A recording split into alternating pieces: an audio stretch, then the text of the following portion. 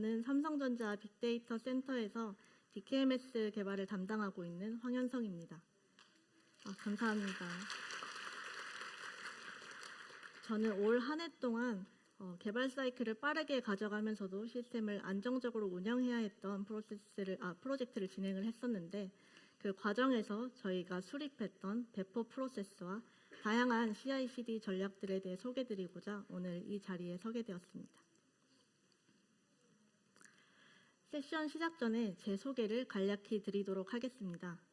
저는 현재 빅데이터 센터에서 삼성전자 내 서비스들의 개인정보 데이터 암호화를 지원하는 DKMS를 개발하고 있고, 저는 더 재미있는 일들을 많이 하기 위해서 시스템을 안정적으로 운영하고 자동화하기 위한 기술들에 관심이 많습니다. 오늘 세션은 다음과 같이 구성했습니다.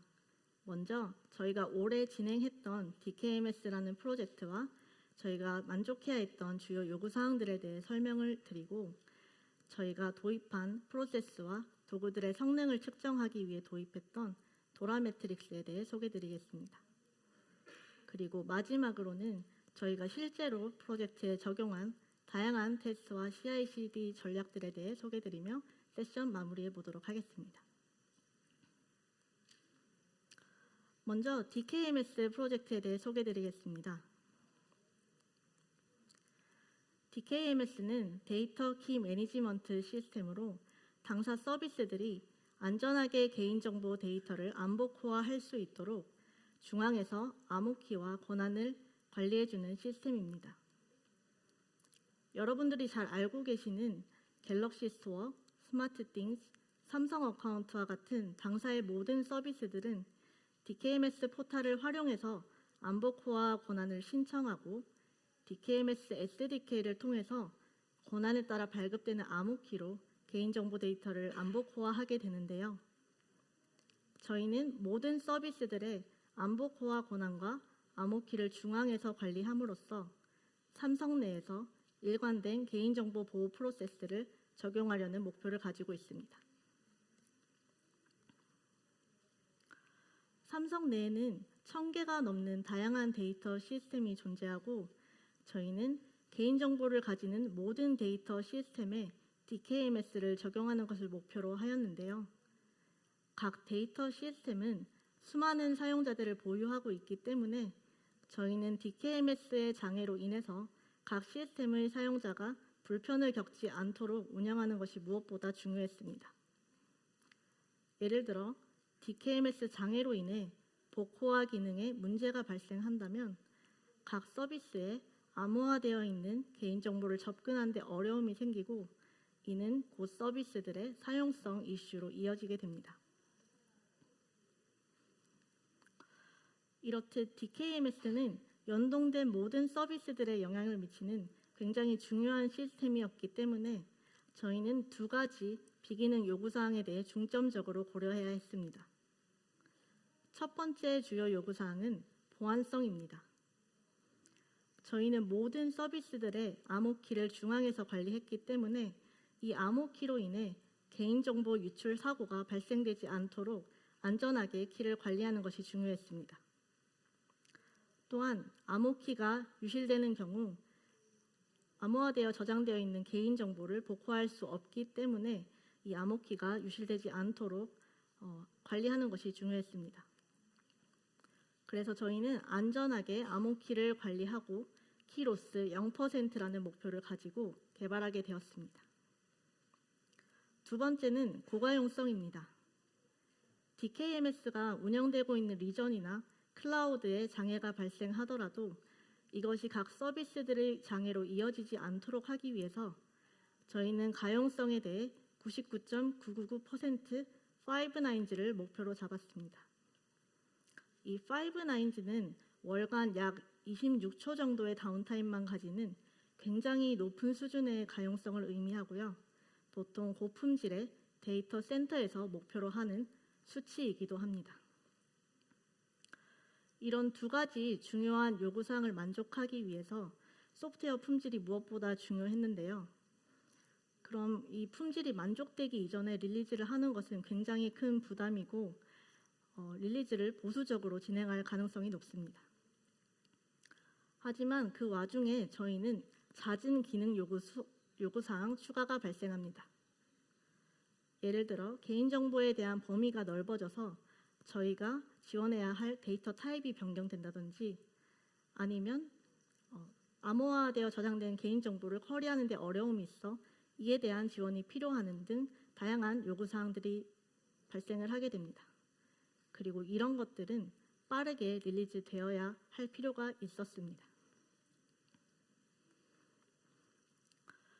앞서 살펴본 세 가지 요구사항들을 만족하기 위해서는 빠르면서도 장애를 최소화하는 배포 프로세스를 수립해야 했습니다.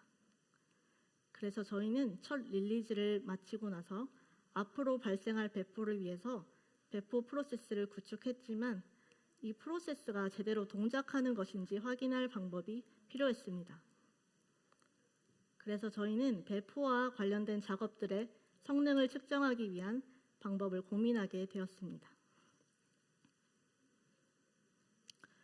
도라 매트릭스는 구글의 도라팀이 만든 데브옵스 성과 측정 지표입니다.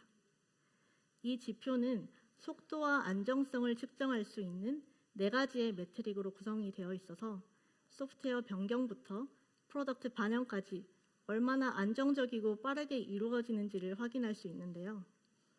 왼쪽에 보이시는 지표들은 팀의 속도를 보여줄 수 있습니다.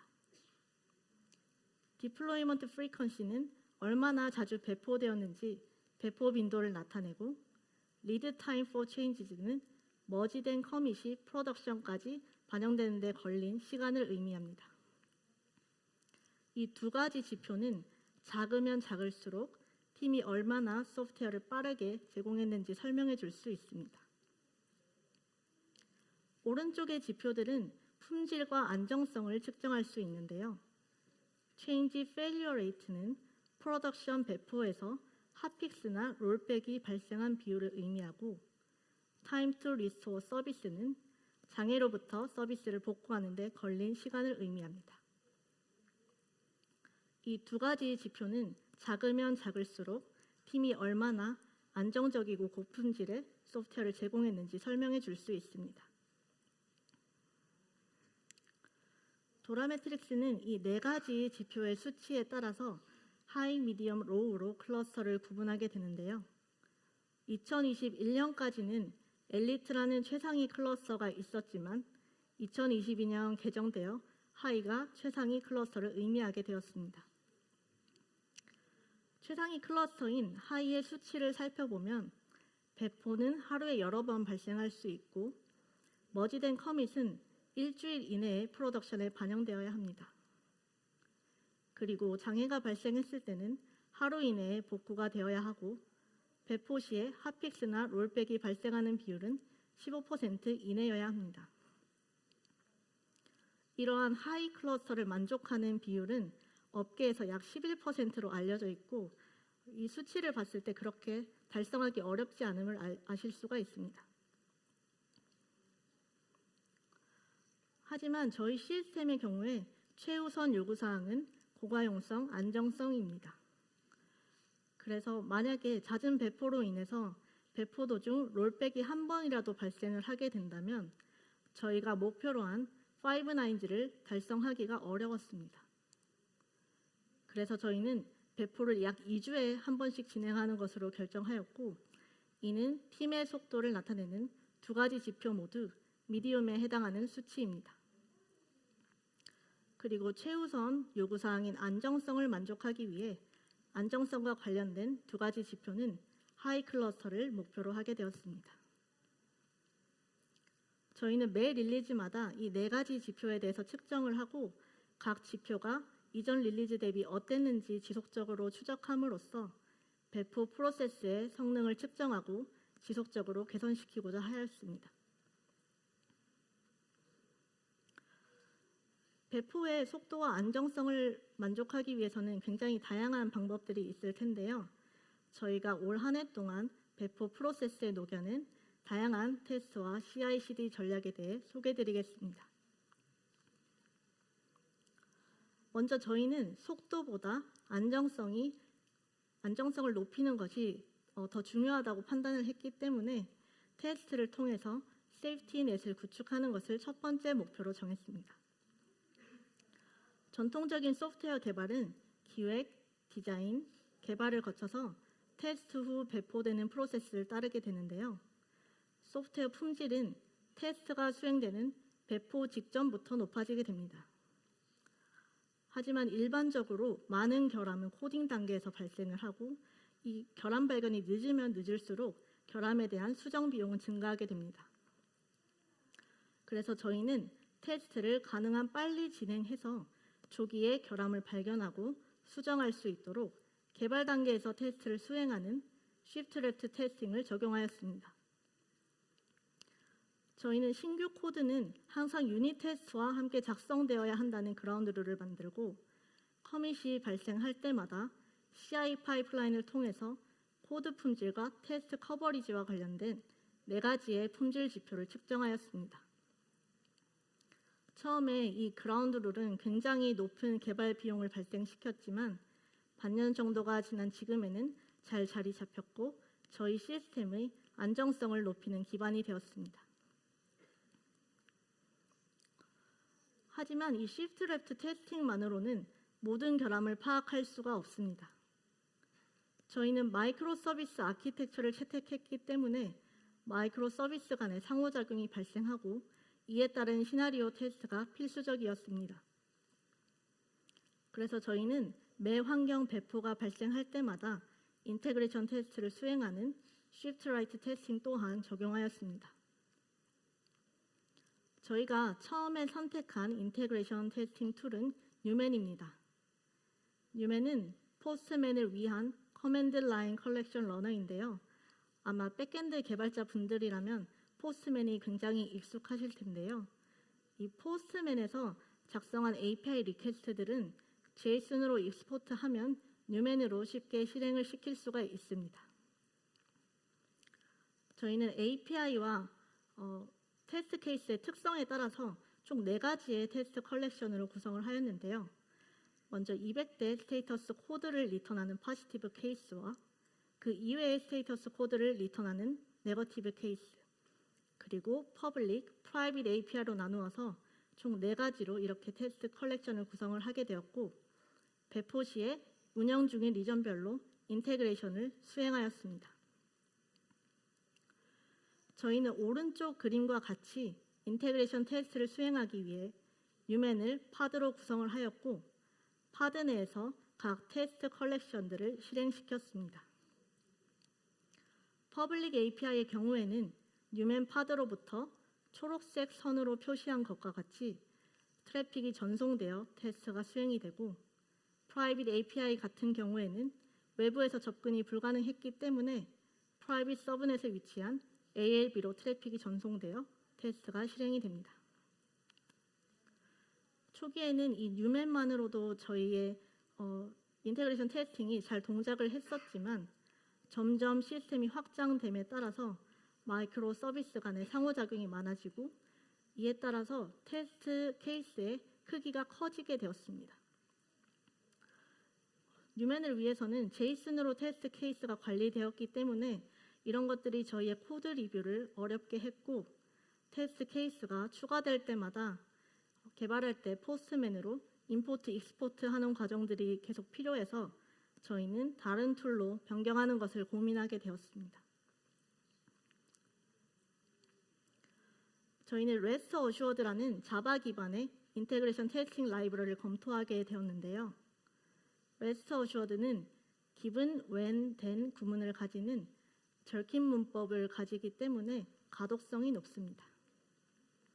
그리고 저희의 주요 마이크로 서비스들은 자바 기반의 스프링 부트로 구성이 되어 있었기 때문에 각 서비스에서 사용하는 리퀘스트 리스폰스 클래스들을 그대로 REST 어슈어드에서 활용할 수 있다는 장점 또한 있었습니다.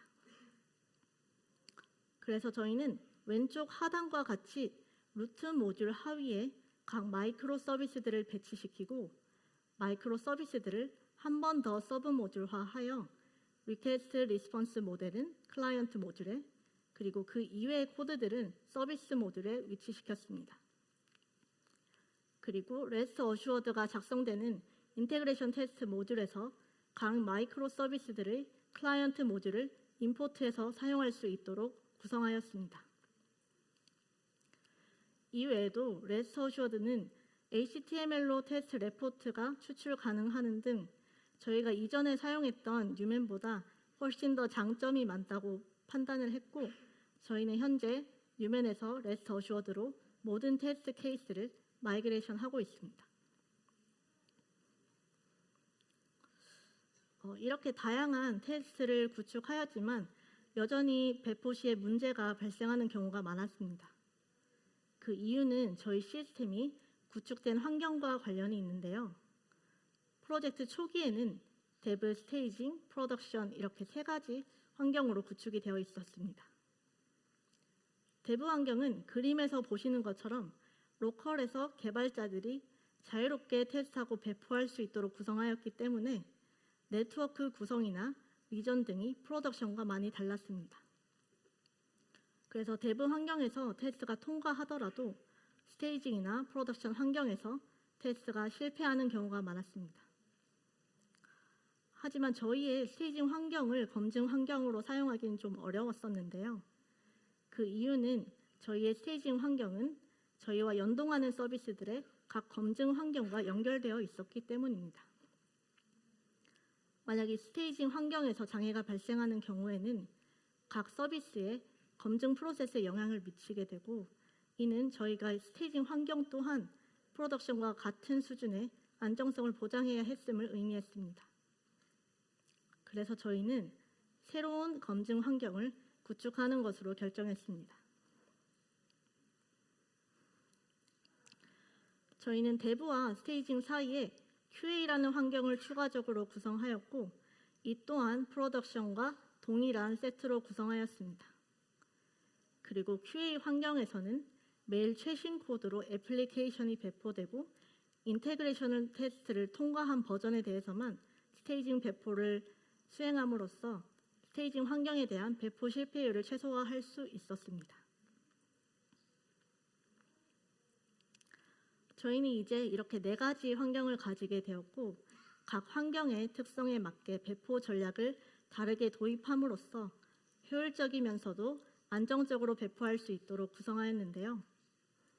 먼저 데브 환경은 이전과 같이 각자 로컬에서 개발하며 자유롭게 배포할 수 있는 공간으로 두었고, QA 환경은 CI 파이프라인에 의해서 매일 최신 코드로 자동 배포되며 프로덕션과 동일한 얼럿을 구성해서 조기에 결함을 감지하고 수정할 수 있도록 하였습니다. 그리고 스테이징 환경부터는 릴리즈 매니저가 배포를 담당하고 실사용자들이 사용하는 환경이기 때문에 배포 도중에 장애가 발생하는 경우 즉시 롤백하도록 구성하였습니다. 그리고 프로덕션 환경 또한 릴리즈 매니저가 배포를 수행하며 스테이징 배포일로부터 일주일 기간의 모니터링 기간을 가지고 배포를 진행함으로써 더욱 높은 안정성을 보장하게 되었습니다. 이렇게 저희는 배포 프로세스를 구축함으로써 안정성 높은 약 2주 단위의 배포를 수행할 수 있게 되었지만, 환경이 늘어나고 마이크로 서비스가 확장되면서 저희가 배포해야 할 서비스들이 더욱 많아졌기 때문에 CI/CD의 필요성을 느끼게 되었습니다. 저희는 신속한 배포를 위해 CI/CD 파이프라인을 구성하게 되었고, 제일 먼저 GitHub 액션을 적극적으로 활용하게 되었습니다. GitHub 액션은 CI/CD를 코드로 관리할 수 있고 워크플로우 재사용이라는 굉장히 큰 장점이 있는데요. 저희는 자바 기반의 스프링 보트로 프로젝트가 구성되어 있었기 때문에 신규 마이크로 서비스가 추가되더라도 단 몇 줄 추가함으로써 쉽게 CI/CD 파이프라인을 구성할 수 있었습니다. 오른쪽 그림은 저희의 주요 CI/CD를 보여주고 있는데요. 먼저 애플리케이션 레포지토리에서 PR이 생성되면 저희의 슬랙으로 노티피케이션이 발생을 하고, 커밋 린트를 거쳐 각 품질 지표를 수집하는 유닛 테스트가 실행이 됩니다. 그리고 스테이징과 프로덕션 배포를 위해서 태그가 발행되는데, 이때 빌드 워크플로우가 실행되고 코드 체크아웃, AWS 컨피규레이션을 거쳐 AWS S3와 ECR에 애플리케이션 이미지를 업로드하게 됩니다. 오른쪽에 보이시는 초록색 파이프라인의 경우에는 데브와 QA 환경을 배포를 위해서 구성하였는데요. GitOps 배포 전략 중 푸시 타입을 적용해서 데일리로 이미지를 빌드하고 EKS 클러스터를 자동으로 배포할 수 있도록 구성하였습니다. 하지만 스테이징과 프로덕션의 경우에는 배포 안정성이 더 중요했기 때문에 풀 타입의 배포 전략을 채택하였습니다. 저희는 이렇게 다양하게 GitHub 액션을 활용함으로써 이전의 배포를 위해서 매뉴얼하게 작업했던 배포의 양을 92% 정도 감소할 수가 있었고 저희의 배포 속도를 높일 수가 있었습니다. 다음으로 배포의 속도와 안정성을 동시에 높이기 위해 사용했던 것은 아르고 CD입니다. 저희는 EKS 클러스터를 배포하기 위해서 헬름 차트를 사용했는데 헬름 차트는 오른쪽 그림에서 보시는 것처럼 하나의 레포지토리 내에서 데브부터 프로덕션 환경까지 모든 베리어블들을 관리하였습니다. 프로젝트 초기에는 개발자의 각 로컬 PC에서 배포가 이루어졌기 때문에 베리어블과 AWS 환경을 일치시키지 않고 배포하는 휴먼 에러가 많이 발생을 했습니다. 그래서 도중에 디플로이 스크립트를 구성하기도 했지만 여전히 로컬에서 배포하는 것은 큰 걸림돌이라고 생각을 했고 이때 아르고 CD를 구축하는 것을 마음먹었습니다. 수많은 CD 솔루션이 있지만 저희 시스템은 주요 애플리케이션이 EKS로 관리되고 저희는 운영되는 리소스를 최소화하고 싶었기 때문에 아르고 CD를 선택하게 되었습니다. 저희는 각 환경별로 아르고 CD를 개별적으로 구축함으로써 휴먼 에러를 최소화하여 배포할 수 있게 되었습니다. 마지막으로 배포 안정성을 위해 도입한 도구는 테라폼입니다. 처음에는 각 환경은 매뉴얼하게 인프라가 구성되어 있었기 때문에 그로 인해서 데브와 프로덕션 환경 사이에 형상 불일치가 많았습니다. 그래서 이로 인해서 배포가 실패하는 경우가 많았고 추후에 멀티 리전, 멀티 클라우드로 확장될 것을 고려했을 때 저희는 테라폼을 적용하지 않을 수 없었습니다. 그래서 미루어 두었던 테라폼을 QA 환경을 구성하는 시점에 적용하게 되었습니다. 하지만 이미 매뉴얼하게 구성된 인프라가 훨씬 많았기 때문에 일일이 이것들을 임포트해서 테라폼화하는 작업들은 굉장히 많은 시간이 걸려서 이 작업들이 저희에게는 굉장히 힘들었던 것 같습니다. 그래서 테라폼을 적용하고 파트 내에서 세미나를 진행했을 때 저희가 얻은 교훈이 하나 있었는데 테라폼을 적용하기에 너무 늦었다고 생각했을 때는 늦습니다 라는 교훈을 얻기도 했던 것 같습니다. 그래도 지금이라서 정말 적용돼서 다행이라는 생각이 들고요. 그리고 저희는 또 GitHub 액션 마스터답게 굉장히 재밌는 CI 파이프라인을 하나 또 구성을 하게 되었는데요. 오른쪽 그림에서 보시는 것처럼 테라폼 레포지토리에서 PR이 생성되면 플랜 워크플로우가 실행이 되고 모든 환경에 대한 테라폼 플랜 결과를 JSON으로 추출해서 스태틱 웹사이트로 구성된 S3에 업로드하게 됩니다. 그러면 오른쪽 최상단에 보시는 것처럼 트리 구조의 결과물이 표현이 되게 되는데요. 초록색은 새로 생성되는 인프라를 나타내고 노란색은 변경되는 것, 그리고 빨간색은 제거되는 인프라를 표현해 줄 수 있습니다. 이런 형태로 테라폼을 비주얼라이제이션 하는 도구들이 굉장히 많은데요. 저희는 그 중에서도 테라폼 비주얼이라는 오픈 소스를 사용해서 이를 약간의 커스터마이징을 한 후에 스태틱 웹사이트로 구성하게 되었습니다. 현재는 플랜 워크플로우만 구성이 되어 있지만 추후에는 PR이 어프로브 되는 시점에 테라폼 어플라이까지 자동화하는 파이프라인을 구성하려고 계획 중에 있습니다. 지금까지 저희가 적용했던 모든 CI/CD와 배포 프로세스, 그리고 도라 매트릭스까지 전부 소개를 드렸는데요.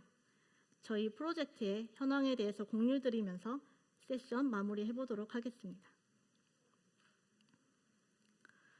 저희가 목표로 한 도라 매트릭스의 수치를 파악하기 위해서 저희는 컴플런스의 최근 3개월간 스테이징 프로덕션 배포 결과를 작성하고 이를 기반으로 배포 횟수와 실패율을 계산하는 페이지를 관리하고 있습니다. 최근 3개월간 7건의 프로덕션을 배포를 통해서 약 2주 단위의 배포를 수행한 것을 알 수가 있고 저희가 목표로 한 미디움이라는 수치를 달성했음을 확인하실 수가 있습니다. 그리고 스테이징 환경의 배포 실패율의 경우에는 27%로 굉장히 높은 수치를 기록했지만 이 과정에서 시행착오를 겪었기 때문에 프로덕션 환경에서는 배포 실패율 0%를 달성하였고 저희가 목표한 하이 클러스터의 수치를 만족할 수 있게 되었습니다. 그리고 아래에 보이는 그래프는 저희가 가용성을 측정하기 위해 관리 중인 그라파나 대시보드입니다. 저희는 각 서비스들에게 제공되는 퍼블릭 API들의 석세스 레이트를 측정하였고 최근 한 달 결과를 살펴보면 99.9998%의 석세스 레이트를 달성 중인 것을 확인하실 수가 있습니다.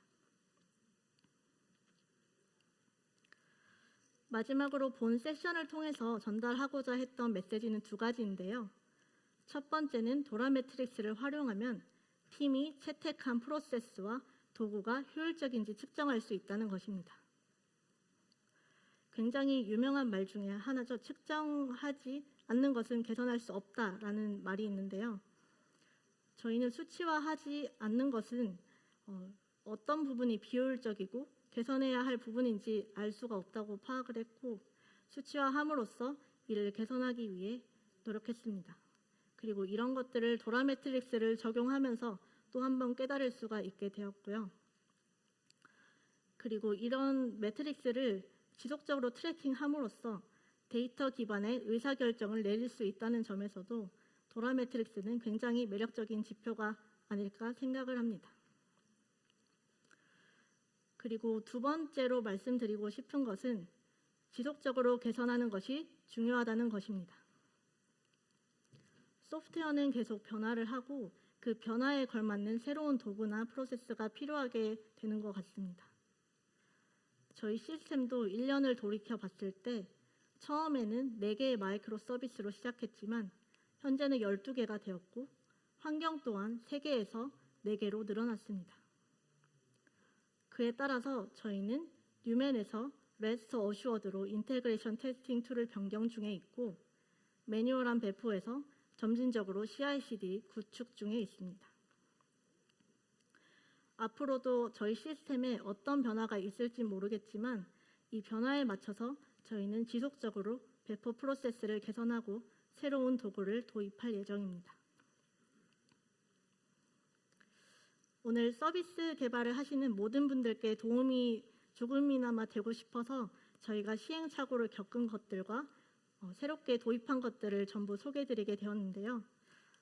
시간이 없어서 제가 Q&A는 못하지만 제 이메일이나 링크드인으로 연락을 주시면 세션에 대해서 성심성의껏 답변 드리도록 하겠습니다. 그러면 긴 시간 동안 경청해 주셔서 감사합니다. 감사합니다.